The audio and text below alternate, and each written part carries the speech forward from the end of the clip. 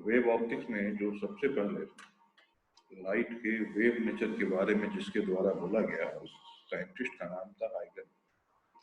हाइगन Newton के समय में बोला कि लाइट जो है वो चलता है वेव के फॉर्म में।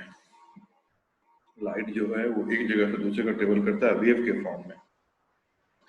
उस समय जिस समय ये बात बोली गई थी, उसमें न्यूटन की जो थी कॉर्पस्कुलर थ्योरी ऑफ लाइट चल रही थी, और हाइगन ने उसको बोला कि नहीं, लाइट जो है वेव के फॉर्म में चलता है, और वेव जो है वो भी जो है लॉन्गिट्यूडनल वेव है।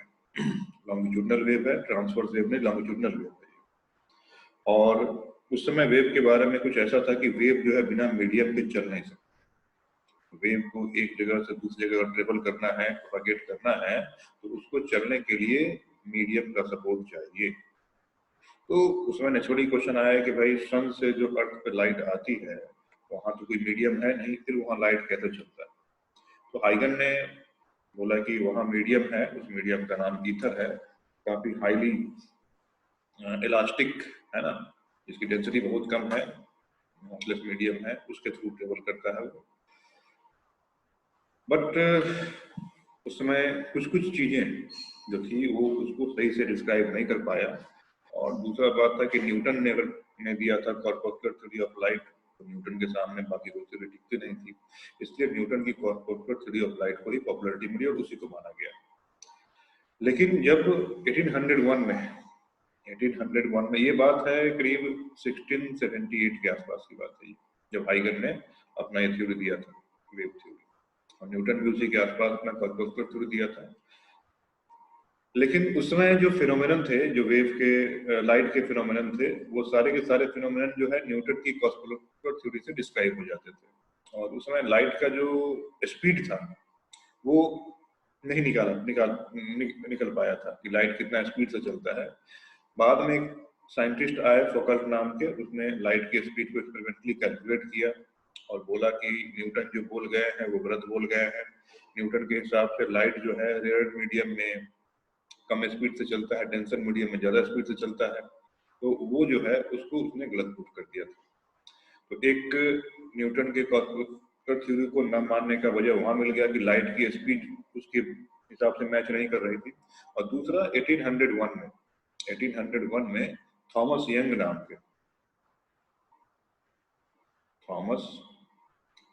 यंग नाम के साइंटिस्ट हुए, जिन्होंने लाइट का जो है दो फिनोमेनन, इंटरफेरेंस एंड डिफ्रैक्शन को डिस्कवर किया कि लाइट जो है इंटरफेरेंस शो करता है और डिफ्रैक्शन शो करता है, और इंटरफेरेंस एंड डिफ्रैक्शन जो है वो पार्टिकल शो कर ही नहीं सकता है, वो वेव होगा जब कोई चीज तभी शो कर पाएगा वो। तो वहां से कंप्लीटली वेल एस्टेब्लिश्ड हो गया कि लाइट जो है वो वेव नेचर है। और वो करीब बहुत दिनों तक रहा, 1801 में ये इस्टेब्लिश्ड हुआ, और वो समझो काफी दिनों तक रहा, मतलब 1900 ईस्वी के आसपास वो रहा कि हाँ लाइट जो है वेव नेचर है, और लाइट के वेव नेचर को रिकॉग्निशन मिला। लेकिन 1870 के आसपास 1870 के आसपास इस सब की चर्चा हम लोग करेंगे मॉडर्न फिजिक्स में। 1870 के आसपास जो साइंटिफिक कम्युनिटी के लोग थे वो ये मान बैठे कि ठीक है, जितनी फिजिक्स हमें डिस्कवर करनी थी हम कर चुके हैं, अब फिजिक्स में कुछ रह नहीं गया है, जितना डिस्कवर होना था सब हो चुका है, अब सारी हम जितने भी चीज हैं, अननोन चीजें हैं, उस सब का हम फिजिक्स के हिसाब से आंसर दे सकते हैं। बट उसी में से कुछ लोग ऐसे थे जो लोग लीक से हट के सोचने वाले, तो उसमें से कुछ लोग ने क्या किया कि करंट इलेक्ट्रिसिटी जो है, इलेक्ट्रिसिटी, तो उसमें से था कि इलेक्ट्रिसिटी सॉलिड से पास करती है, इलेक्ट्रिसिटी वायर से पास करती है, दैट्स ओके। इलेक्ट्रिसिटी जो है वो लिक्विड से भी पास करती है ना, इलेक्ट्रोलाइटिक सॉल्यूशन से इलेक्ट्रिसिटी पास करती है, दैट्स ओके। अब उसमें से कुछ लोग थे वो पीछे पड़ गए कि क्यों ना इलेक्ट्रिसिटी को गैस से पास करवाया जाए, है ना। उन्होंने क्या किया कि एक ग्लास ट्यूब ले लिया, उस ग्लास ट्यूब में एक तरफ मेटल प्लेट रखा, दूसरी तरफ मेटल प्लेट रखा, और बीच में गैस रख दिया, और वो लग गया कि चलो हम इस गैस के थ्रू इलेक्ट्रिसिटी पास करवाएंगे। और उसी एक्सपेरिमेंट के दरमियान में बहुत सारी चीजें ऐसी मिली जो कि बहुत नए नए थ्योरीज को जन्म दिया, और वही सारी की सारी थ्योरी जो है मॉडर्न फिजिक्स में पढ़ी जाती है। उसी एक्सपेरिमेंट के दरमियान में एक्सरे क्या था उसका पता चला। उसी एक्सपेरिमेंट के दरमियान में पता चला कि एटम जो होता है उसमें इलेक्ट्रॉन प्रोटॉन्स होते हैं। उसी एक्सपेरिमेंट के दरमियान में ये फोटो इलेक्ट्रिक इफेक्ट का पता चला। तो वो सारी की सारी चीज जो हम पढ़ेंगे उसमें पढ़ेंगे, क्या तो मॉडर्न फिजिक्स में पढ़ेंगे उसमें। तो उसी दरमियान में जो एक इफेक्ट पता चला फोटो इलेक्ट्रिक इफेक्ट के बारे में, अगेन लाइट का वो फिनोमेनन था जिसको वेव नेचर से डिस्क्राइब नहीं किया गया, नहीं किया जा सकता था। तो फिर उसके बाद क्या हुआ कि वेव नेचर को फिर डिस्कार्ड कर दिया गया। लेकिन कुछ ऐसे फिनोमेनन थे जिसको पार्टिकल नेचर से डिस्क्राइब नहीं किया जा सकता था। फिर सब लोग सर्वसम्मति से ये मान लिए कि लाइट का दोनों नेचर है, पार्टिकल नेचर और वेव नेचर दोनों। तो इस चैप्टर में वेव ऑप्टिक्स में हम लाइट के जो है वेव नेचर के बारे में पढ़ेंगे कि लाइट के कुछ फिनोमेनन जो है वो पार्टिकल नेचर से डिस्क्राइब नहीं होते हैं, वो डिस्क्राइब होते हैं किससे, वेव नेचर से डिस्क्राइब होते हैं। तो वो कौन कौन से फिनोमेनन है, उसको वेव नेचर से, लाइट के वेव नेचर को से कैसे डिस्क्राइब किया गया, और उस वेव नेचर को डिस्क्राइब करने में ये जो हाइगन है उस हाइगन का जो प्रिंसिपल है उसकी भी हल्की फुल्की मदद ली जाती है। तो हाइगन की प्रिंसिपल तो अपने आप में बहुत बड़ी प्रिंसिपल है। तो उसमें से जो wave nature of light prove करने के लिए जो हमारी जरूरत है उसके हिसाब से हम चीजों को ले लेंगे और उतनी ही चीजों को पढ़ेंगे यहाँ पे। तो इसीलिए यहाँ पे हाइगन का प्रिंसिपल जो है पढ़ा जाता है। तो चलो हम स्टार्ट करते हैं हाइगन principle of for wave nature of light. तो ये चीज जो है ये प्योरली सीबीएसई के हिसाब से इंपॉर्टेंट है, प्योरली सीबीएसई के हिसाब से। इस टॉपिक से कंपटीशन में काफी कम पूछा गया है, ना के बराबर पूछा गया है। तो ये हम पढ़ेंगे हाइगन्स प्रिंसिपल।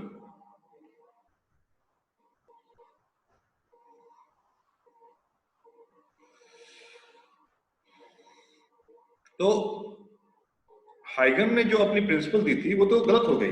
उसने बोला कि ठीक है वेव नेचर है वो तो ठीक है, वेव नेचर एस्टेब्लिश हुआ बाद में, लेकिन जिस हिसाब से हाइगन ने बोला कि वेव है, कि लॉन्गिट्यूडिनल वेव है, वो मीडियम में चलता है, वो सारी बातें गलत हो गई। बस उसकी एक बात सही हुई कि लाइट का वेव नेचर है, और उसमें से अगर लाइट का वेव नेचर है तो लाइट एक जगह से दूसरे जगह जब जाएगा तो लाइट जनरली किसी सोर्स से निकलेगा, या तो वो सोर्स पॉइंट सोर्स होगा या लाइन सोर्स होगा। उसमें जो है वेव फ्रंट के फॉर्म में, जैसे यहाँ मान लो लाइट का यहाँ पे सोर्स है तो वेव जो है यहाँ से स्फेरिकल वेव फ्रंट के फॉर्म में निकलेगा। तो यही स्फेरिकल वेव फ्रंट जब यहाँ से निकलता है तो मान लो किसी टाइम टी पे वेव फ्रंट हम यहाँ मानते हैं, तो कुछ समय बाद T1 पे वेव फ्रंट जो होगा वो हम कैसे ड्रॉ करेंगे।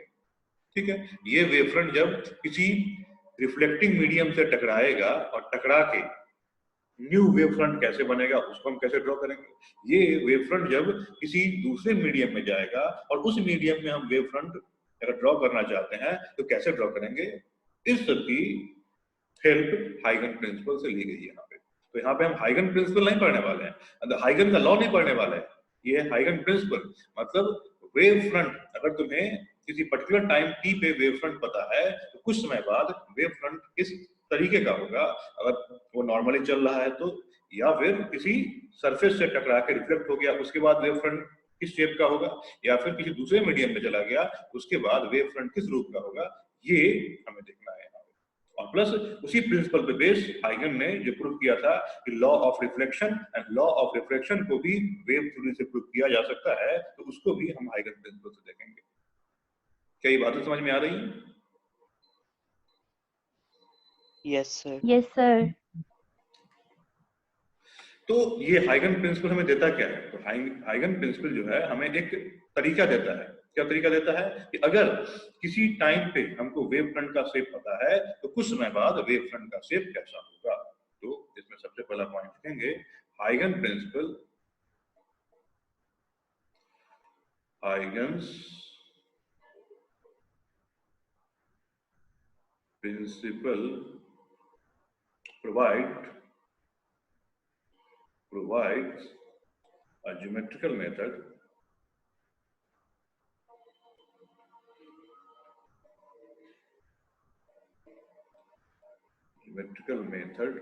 which allow us to determine the shape of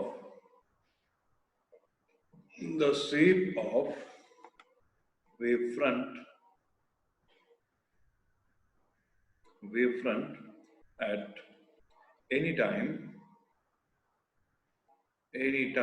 if the shape of the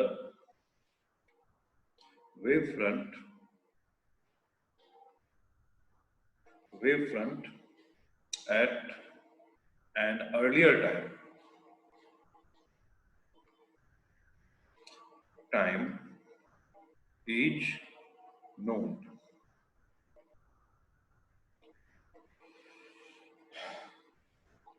ठीक है। और हाइगन लॉ के हिसाब से क्या था? तो according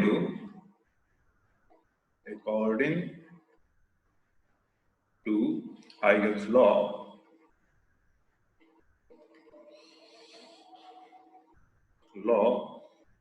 light energy is transmitted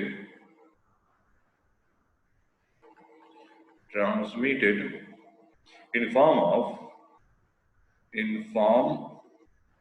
of longitudinal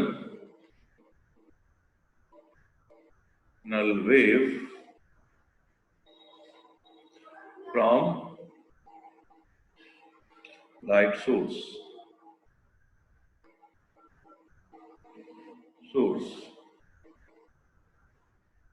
ठीक है। हाइगन ने स्पेशली बोला था कि also from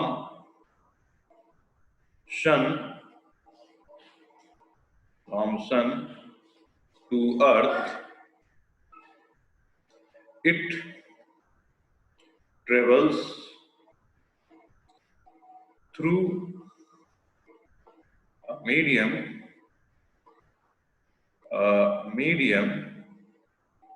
called ether।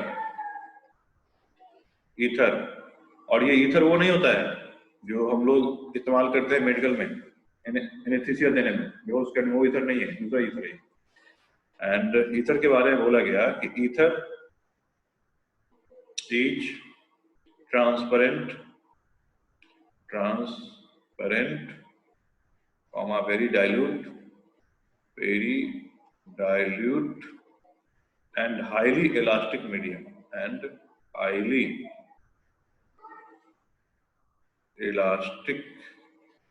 medium तो अपने थ्योरी में उसने ये कुछ बातें कही। ठीक है। सर एक बार पीछे कर दीजिए।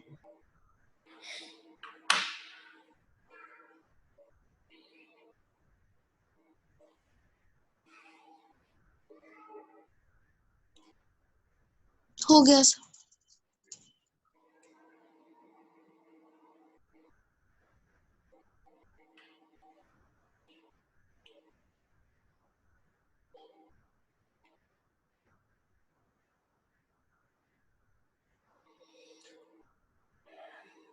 हटाएं इसको।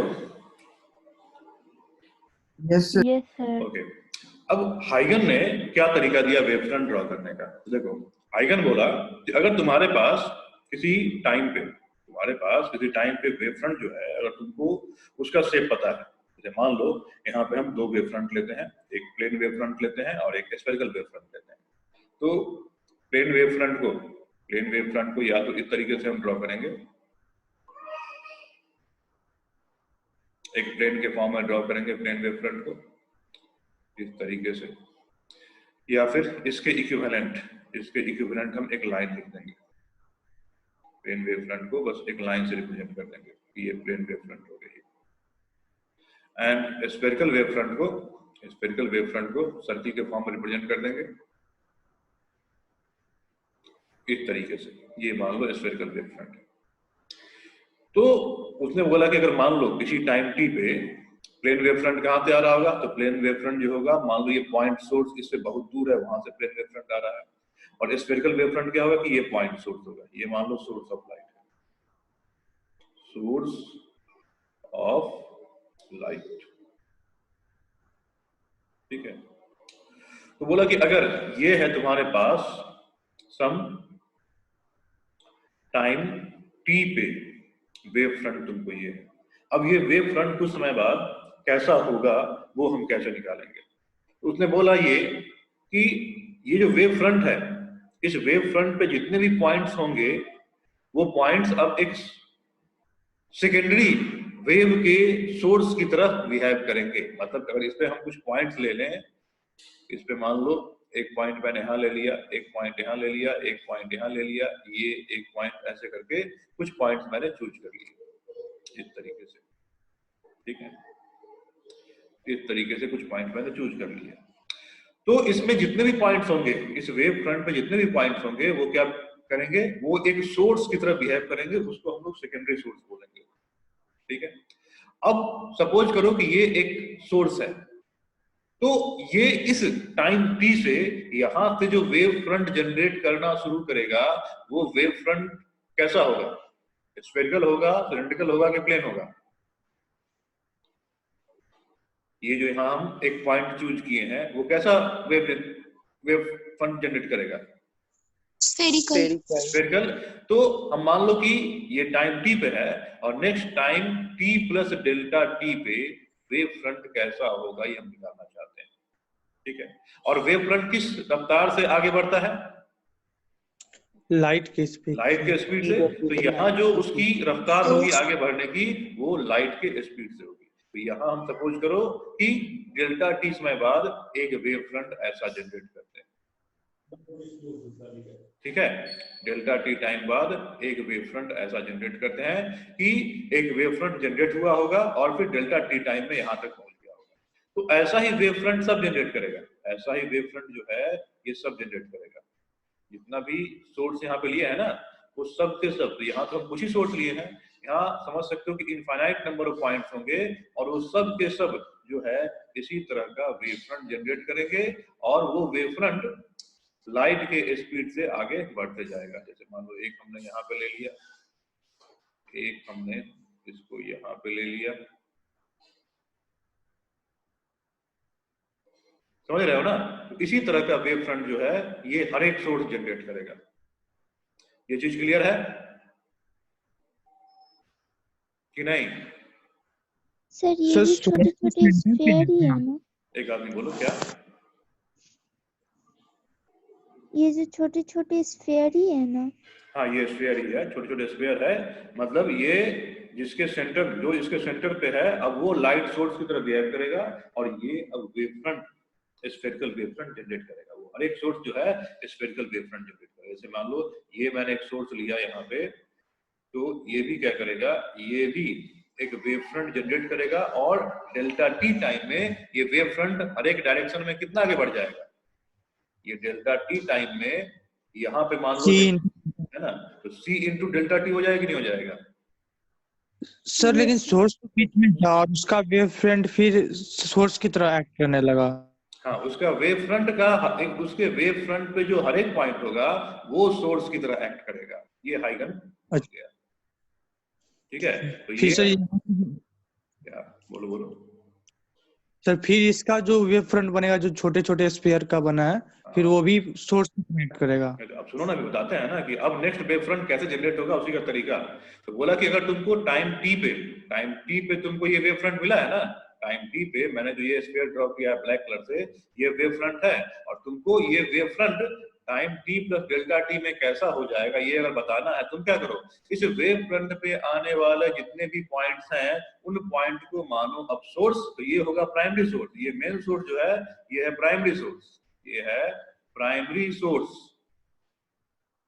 और इस वेव फ्रंट पे आने वाले जो भी हम पॉइंट्स लेंगे वो क्या बनेंगे, सेकेंडरी सोर्स। बात समझ में आई कि नहीं आई? यस सर, आई। और Yes, sir, I- इसको क्या करो, इसको सेकेंडरी सोर्स मानो। अब ये इसको भूल जाओ। ये अब मान लो यहां से जब सोर्स की तरह बिहेव करेगा तो यहां से जो वेव छोड़ना शुरू करेगा तो कितना डेल्टा टी टाइम में इसका जो वेव फ्रंट है यहां से कितनी दूर पहुंच जाएगा, मतलब इसकी रेडियस कितनी हो जाएगी। तो C into the- C equal to R upon delta T लिख देंगे, डेल्टा टी। तो आर की वैल्यू कितना हो जाएगी, C इंटू डेल्टा टी होगी ना। तो हर एक वेव फ्रंट का रेडियस कितना हो जाएगा, C इंटू डेल्टा टी होगा कि नहीं होगा, हो जाएगा। तो इसीलिए जितने भी हम सर्किल बनाए हैं सब क्या बनाए हैं, वो सारे के सारे सेम रेडियस के बनाए हैं। तो जितने भी सर्किल, जैसे मान लो ये भी सर्किल ले लिया मैंने एक और, इसको सेंटर मान के, या फिर एक और सर्किल यहां ले लिया, इसको सेंटर मान के, ये सब क्या करेंगे, सेकेंडरी वेव फ्रंट जनरेट करेंगे। और इस सेकेंडरी वेव फ्रंट को हाइगन ने एक नया नाम दिया, उसका नाम दिया वेवलेट, उसको नाम दिया वेवलेट। ठीक है, यहां तक क्लियर। Yes sir. Yes, तो sir. सबसे पहला स्टेप क्या होगा इसमें, सबसे पहला स्टेप ये होगा कि अगर तुम्हें किसी टाइम टी पे वेव फ्रंट पता है और कुछ समय बाद तुमको वेव फ्रंट क्या करना है, का शेप बताना है, तो क्या करो, उस वेव फ्रंट के डिफरेंट डिफरेंट पॉइंट को चूज कर लो और उसको सोर्स की तरह मानो। किस सोर्स की तरह, पॉइंट सोर्स की तरह मानो। जैसे अगर मैं यहाँ पे इसकी बात करूं, और मैं प्लेन वेव फ्रंट की बात करूं, तो इस पे मैं बहुत सारे पॉइंट ले लूंगा। जैसे मान लो इस पे बहुत सारे अनगिनत पॉइंट्स होंगे, इस पे बहुत सारे पॉइंट ले लूंगा और हर एक पॉइंट को एक सोर्स की तरह मान के अब इससे मैं वेव फ्रंट जनरेट करना शुरू करूंगा। तो यहाँ भी जो वेव फ्रंट होगा, जैसे एक सोर्स की बात की जाए तो यहाँ जो वेव फ्रंट मान लो हम ले लेते हैं, तो इस तरह सर्किल के हिसाब से आएगा, ये इसका वेव फ्रंट हो जाएगा, ये पीछे वाले का वेव फ्रंट हो जाएगा, और ये सब क्या होगा, ये सब जो है इस प्लेन को, ये जो ये स्फीयर जो होगा, ये स्फीयर को ये प्लेन जो है क्या कर रहा होगा, इस जितने भी स्फीयर हम बनाएंगे उस स्फीयर को ये प्लेन आधे टुकड़ों में बांट रहा होगा, नहीं बांट रहा होगा, उसके बीचों बीच पास कर रहा होगा ना। Yes, sir. जितने भी यहाँ स्फीयर Yes, बनेंगे sir. उसको ये प्लेन, आगे है ना, क्योंकि ये सारे के सारे ये जो सारे के सारे पॉइंट्स हैं वो सारे के सारे पॉइंट कहाँ हैं, उस प्लेन में है, और ये सेंटर ऑफ स्फीयर है। इसका मतलब हर एक स्फीयर का सेंटर इस प्लेन से पास करेगा, ये प्लेन इसको आधे टुकड़ों में बांट रहेगा। इसी का अगर टू डायमेंशनल व्यू हम अगर देखें, इसी का अगर टू डायमेंशनल व्यू देखें कि यहाँ पे हम कुछ पॉइंट्स ले लें, ये सारे कुछ पॉइंट्स ले लेते हैं, अगल बगल वाले पॉइंट्स ले लेते हैं ये, और इनके हम कॉरस्पॉन्डिंग वेव फ्रंट जनरेट करते हैं एक तरीके से। एक स्फीयर ये ले लिया, दूसरा स्फीयर ये ले लिया, तीसरा स्फीयर ये ले लिया, इस तरीके से कुछ स्फीयर हम ड्रॉ कर देंगे। अब क्या करना है कि जितने भी स्फीयर हैं उस सब पे हमको उस सबको टच करता हुआ एक कॉमन टैंजेंट प्लेन बनाना है। मतलब ऐसा प्लेन जो होना चाहिए जो हर एक स्फीयर को टच करे, हर एक स्फीयर को टच करे। तो यहाँ पे मान लो इस पे तो हर अलग अलग पॉइंट पे, जैसे एक टेंजेंट तुमने यहाँ बना दिया, इस स्फीयर के एक टेंजेंट तुमने यहाँ बना दिया, टेंजेंट प्लेन बना दिया, तो क्या ये टेंजेंट हर एक स्फीयर को टच कर रहा है क्या? ये जो टेंजेंट मैंने बनाया है ये केवल स्फीयर 1 को टच कर रहा है, ये टेंजेंट मैंने बनाया है ये केवल स्फीयर 2 को टच कर रहा है। तो हमें ऐसा टेंजेंट लेना है जो कि हर एक स्फीयर को टच करे। तो वो कैसे ड्रॉ होगा? तो वो टेंजेंट कुछ ऐसे ड्रॉ होगा कि नहीं होगा? वो टेंजेंट कुछ ऐसे ड्रॉ होगा कि नहीं होगा? Yes sir.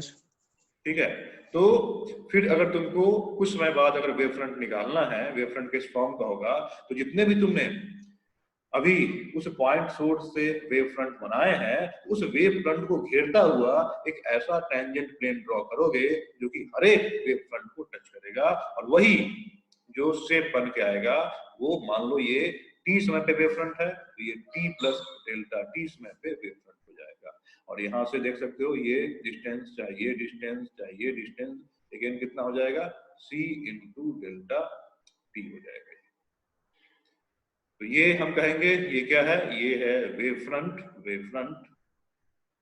Eight time T, और ये है वेव फ्रंट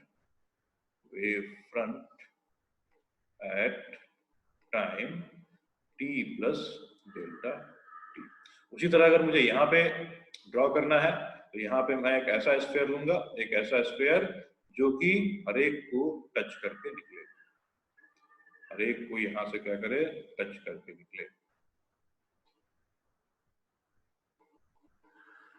हम करीब करीब अप्रोक्सीमेटली ऐसा लेंगे कि हर एक को टच करके निकले। ठीक है, तो जब हम बनाएंगे तो अगेन ये वेव फ्रंट हो जाएगा। ये जो वेव फ्रंट है ये है wave front at time t, और ये बना wave front at time t plus delta t। अब इसमें एक बात और आ गई कि वेव हाइगन के प्रिंसिपल के हिसाब से बोला कि ये जो टेंजेंट प्लेन तो ये भी हो सकता है और ये टेंजेंट प्लेन तो ये भी हो सकता है ना, टेंजेंट प्लेन तो ये भी हो सकता है ना, पीछे भी हो सकता है। अगर ये टेंजेंट प्लेन आगे वाला हो सकता है तो ये टेंजेंट प्लेन तो अंदर भी हो सकता है, ऐसे ये भी तो हो सकता है टेंजेंट प्लेन सबको टच करता हुआ। तो फिर हाइगन से पूछा गया कि ये क्यों नहीं, ये क्यों नहीं? तो हाइगन बोला कि बस यूं ही नहीं, बस हम आगे वाला लेंगे, हम पीछे वाला नहीं लेंगे। हाँ बस, और उसका उसने मतलब प्रॉपर एक्सप्लेनेशन नहीं देख दिया वो, और जो भी एक्सप्लेनेशन दिया वो सेटिस्फैक्टरी नहीं था। तो इस कारण से क्या हुआ कि लोग ठीक है माने कि ठीक है अगर वेव की पॉसिबिलिटी है भी तो हाइगन जो बोल रहा है उसके हिसाब से वेव की पॉसिबिलिटी नहीं होगी। और क्योंकि उसमें जितने भी लाइट के नॉन फिनोमिनन थे जैसे कि रिफ्लेक्शन हो गया, रिफ्रैक्शन हो गया, टोटल इंटरनल रिफ्लेक्शन हो गया, ये सारे के सारे फिनोमिनन जो है न्यूटन की कॉस्मोलर थ्योरी ऑफ लाइट से इजीली डिस्क्राइब हो जाती थी। अब जो चीजें अगर इजीली डिस्क्राइब हो जाती हैं उसको कॉम्प्लेक्स तरीके से क्यों डिस्क्राइब करें, कॉम्प्लेक्स तरीके से क्यों सीखें? तो फिर इसके लिए हाइगन की थ्योरी को उसमें रिकॉग्निशन नहीं मिली, उसको डिस्कार्ड कर दिया गया। लेकिन वही जब बाद में थॉमस यंग ने ये प्रूव कर दिया कि लाइट जो है तो इंटरफेरेंस का फिनोमेनन शो करता है, तब फिर लोगों को याद आया कि हो सकता है हाइगन की बातें सही हो। फिर उसने हाइगन की थ्योरी को निकाला, लेकिन फिर भी उसमें लोगों के मन में ये बात था कि ठीक है लाइट का वेव नेचर तो है, वेव नेचर तो है, लेकिन बात सवाल तो वही रह गया कि सन से लेके जो अर्थ तक लाइट आती है वहां मीडियम कौन सा है। तो उसमें ये तो तय हो गया था कि लाइट का वेव नेचर है, क्योंकि लाइट जो है इंटरफेरेंस फिनोमेनन को शो करता है। इसको थॉमस यंग ने लैब में सबके सामने करके दिखा दिया, अपना मैथमेटिकल प्रूफ भी दे दिया, और उसका मैथमेटिकल प्रूफ बिल्कुल इतना कॉन्क्रीट था कि सारे के सारे एविडेंस बिल्कुल सही साबित हुए। तो फिर लोग लगे कि ठीक है कोई ना कोई मीडियम ऐसा है, कोई ना कोई मीडियम ऐसा है जो सन से लेके अर्थ के बीच में एग्जिस्ट करता है और जिसके थ्रू वो ट्रेवल करता है। तो फिर उनको लगा कि शायद हो सकता है हाइगन सही बोल रहा होगा, ईथर नाम का कोई मीडियम है। बट इसी दरमियान में आई थिंक 1850 के आसपास मैक्सवेल नाम के साइंटिस्ट आए और उन्होंने बोला कि नहीं, कुछ ऐसे भी वेव हो सकते हैं। उन्होंने अपना मैथमेटिकल कैलकुलेशन के हिसाब से बताया कि कुछ ऐसे भी वेव्स हो सकते हैं जिनको मीडियम की जरूरत नहीं पड़ती है, और इस बात को प्रूव करने में और लोग भी लगे पड़े थे। तो जब ये मैक्सवेल का है ना आया इलेक्ट्रोमैग्नेटिक वेव थ्योरी और उसका इतना स्ट्रॉन्ग मैथमेटिकल एविडेंस था, मैथमेटिकल प्रूफ था, तो इस बात को फिर कंप्लीटली एस्टैब्लिश कर दिया गया कि वेव केवल मैकेनिकल नहीं होता है, मतलब वेव ऐसा नहीं होता है जिसको किसी मीडियम के सपोर्ट की जरूरत पड़े। वेव ऐसे भी हो सकते हैं जिसको मीडियम के सपोर्ट की जरूरत ना पड़े, और उन्हें ही इलेक्ट्रोमैग्नेटिक वेव या नॉन मैकेनिकल वेव बोला गया। तो फिर ये बात वेल एस्टेब्लिश हो गया कि लाइट जो है एक नॉन मैकेनिकल वेव है और वो इलेक्ट्रोमैग्नेटिक स्पेक्ट्रम का पार्ट है। और ये चीजें बहुत आराम से, मतलब सब लोग इस बात से बिल्कुल कॉन्फिडेंट हो गए, सब लोगों ने इस बात को मान लिया कि हाँ हाँ भाई अब लाइट का जो है वो पार्टिकल नेचर नहीं है, लाइट का जो वेव नेचर है। बट उसी में से अगेन कुछ लोग लगे पड़े थे कि नहीं नहीं, जो स्ट्रॉन्ग न्यूटन के बिलीवर थे कि ऐसे कैसे हो सकता है, न्यूटन साहब गलत कैसे हो सकते हैं। तो लगे पड़े थे पार्टिकल नेचर ऑफ लाइट को प्रूव करने में। और देखो उसमें मतलब एक्सपेरिमेंट होते गया, और 1980 के 1780 के आसपास, 1870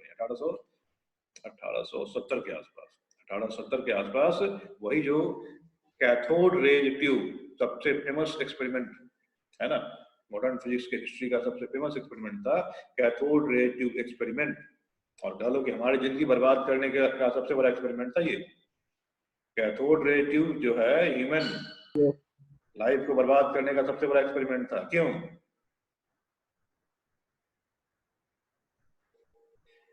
इलेक्ट्रिक करंट, इलेक्ट्रोस्टैटिक सब इसी से तो। नहीं नहीं, इलेक्ट्रिक करंट इलेक्ट्रोस्टैटिक नहीं। अरे कैथोड रे ट्यूब एक्सपेरिमेंट के बाद ही तो हमारे घरों में टीवी आया है। अच्छा अच्छा। वो जो थॉमसन ने जो अपना कैथोड रे ट्यूब बनाया था, पहले जो ब्लैक एंड व्हाइट टीवी वही हुआ करता था ना, वही सेम कैथोड रे ट्यूब था। जब थॉमसन से पूछा गया कि भाई ठीक है, तुमने कैथोड रे ट्यूब बना के इलेक्ट्रॉन की डिस्कवरी कर भी ली, तो इससे क्या हम लोगों को क्या फायदा होगा? कॉमन मैन पूछा कि हम लोग से क्या फायदा होगा?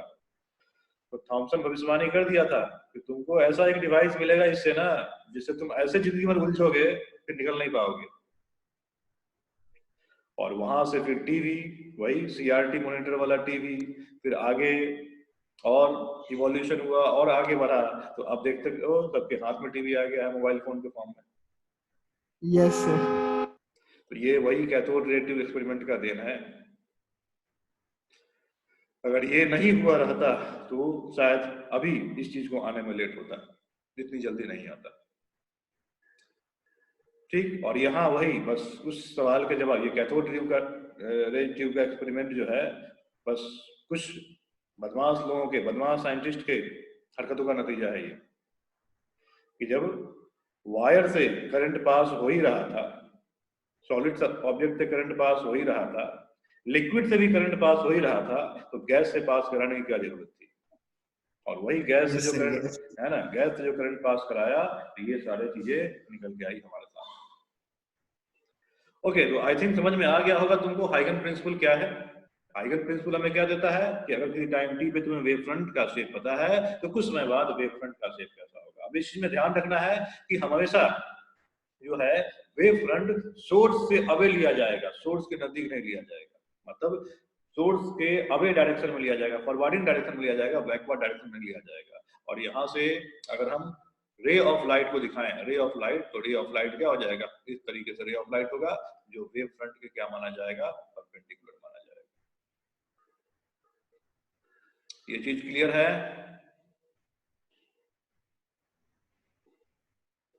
कि इसमें दिक्कत है? Yes sir. Yes sir. तो चलो Yes, ये sir.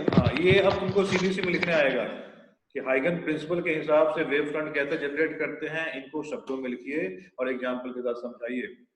तो लिख लोगे कि लिखा दें? लिखवा दीजिए। लिखवा दें। तो ये अभी अभी इन दोनों को जो है ना, फोटो को बना लेना। कौन सा? एक बता देते हैं कौन कौन तुमको बनाना है। एक ये बना लेना है और एक ये बना लेना है, ये वाला बना लेना है लिखवाने के बाद। चलो लिखो इसको पहले। तो लिखेंगे कंस्ट्रक्शन ऑफ न्यू वेव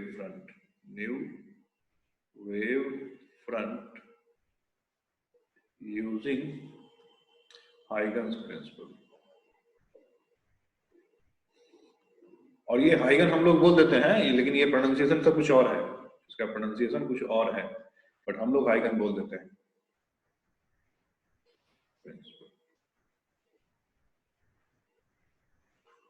तो सबसे पहला पॉइंट इसमें लिखा जाएगा कि every point on the given wave front, हमें वेव फ्रंट पहले से पता होना चाहिए, given wave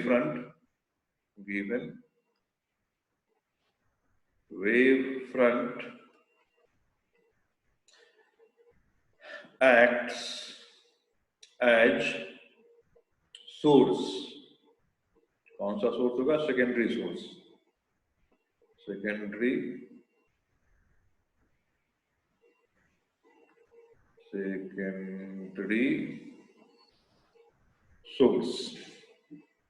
Every point on a given wavefront act as a secondary source। और नेक्स्ट पॉइंट लिखा जाएगा the new wave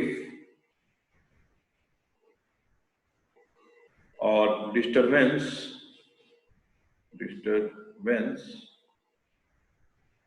from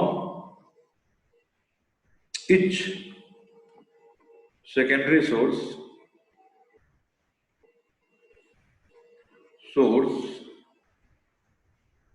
spreads spreads out in all direction with the speed of light in the same manner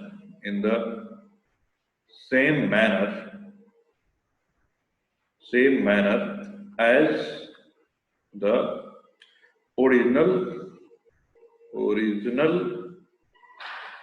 source of light does, and the new disturbance, jaldi लिख लो, new disturbance are called secondary wavelets.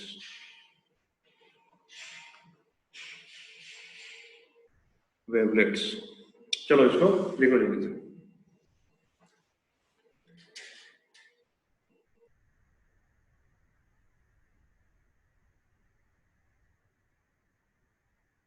वो photo में दिखा दीजिए.